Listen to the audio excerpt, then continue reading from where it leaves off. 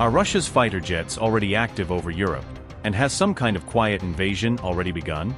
Has Kaliningrad now become Putin's forward base inside NATO's own backyard, ready to launch a potential invasion? Did Su-30SM2 jets unleash live fire drills, launching precision hits on mock enemy targets near NATO's border?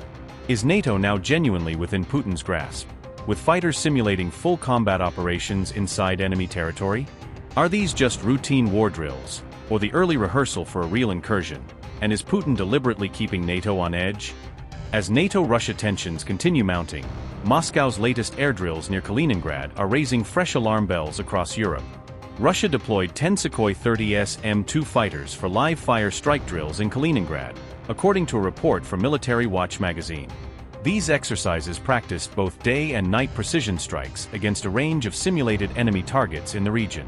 The drills specifically targeted mock command posts, engineering fortifications, troop concentrations, and armored vehicles. The fighters also trained to operate inside contested enemy air defense environments, practicing evasive maneuvers against simulated air defenses. Baltic Fleet press service said, and I quote, "Pilots flew in a designated area, analyzed the ground situation, and carried out precision bombing and missile launches at full-size targets simulating command posts, engineering fortifications, and enemy personnel and equipment using aerial bombs and unguided missiles." Unquote.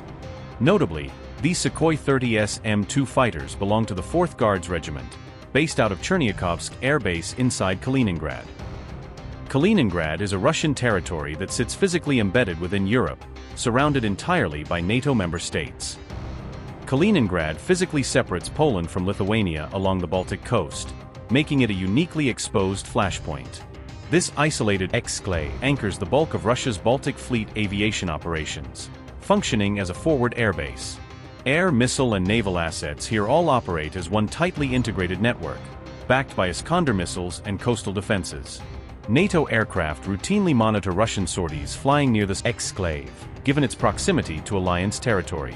The region remains one of Europe's most heavily militarized flashpoints, sitting right at NATO's doorstep. These drills come as a new U.S. intelligence report claims Putin may attempt to test NATO with a limited assault on a member state.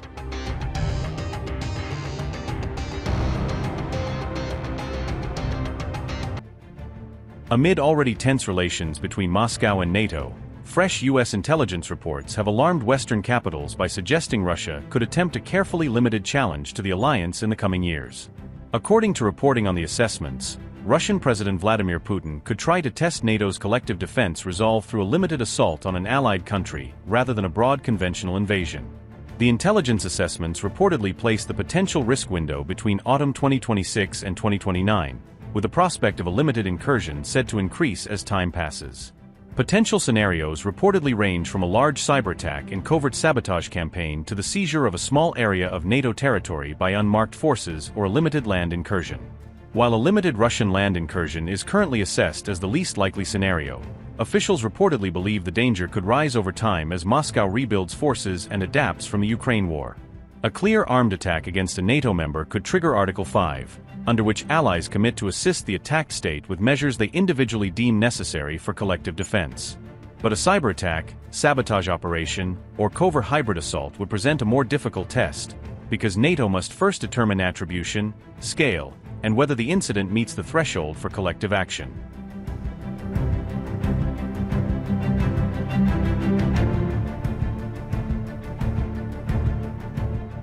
Earlier U.S. assessments reportedly held that Putin was unlikely to deliberately provoke a NATO member, while Russia remained heavily focused on sustaining its war in Ukraine.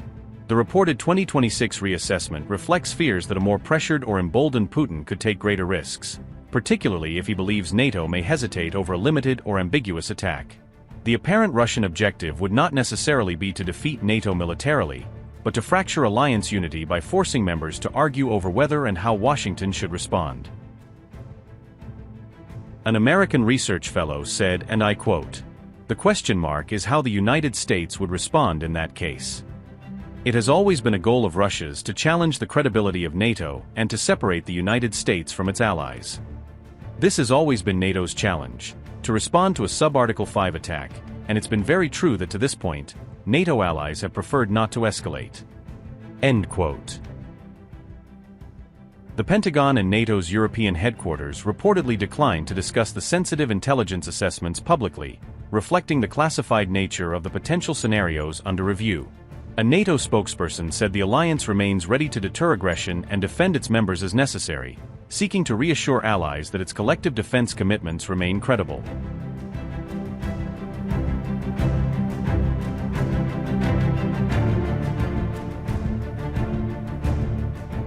The intelligence warning comes as Russia continues investing in new forces, weapons production and military readiness, intensifying concerns about its ability to threaten NATO after the Ukraine war. Russia's Su-34 fighter bomber is drawing renewed attention after reports claimed it could be integrated with a long-range Kh-101 cruise missile. The reported combination could blur the traditional distinction between tactical strike fighters and strategic bomber aircraft in Russia's arsenal. Reports said the Kh-101's reported 5,500 km range could allow Su-34 aircraft to launch deep strikes without entering NATO-controlled airspace.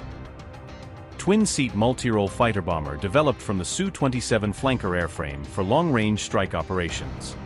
Reported combat radius of around 1,100 kilometers, while carrying a standard precision strike payload. Ferry range can reportedly reach up to 8,000 kilometers with external fuel tanks and reduced combat load.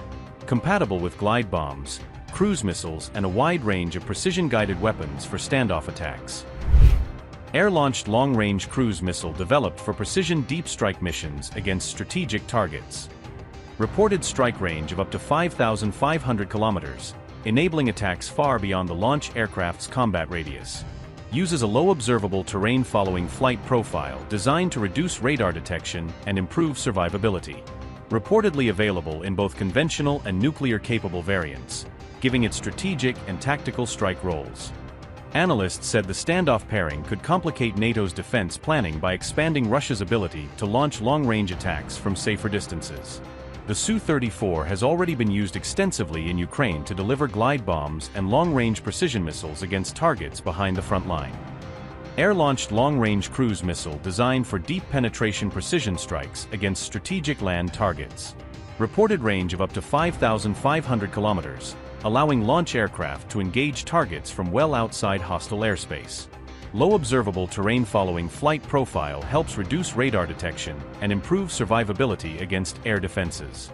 Reported conventional and nuclear-capable variants provide flexibility for both strategic deterrence and long-range strike missions. Russia is also expanding Su-34 production while incorporating combat lessons learned during the war in Ukraine into newer aircraft.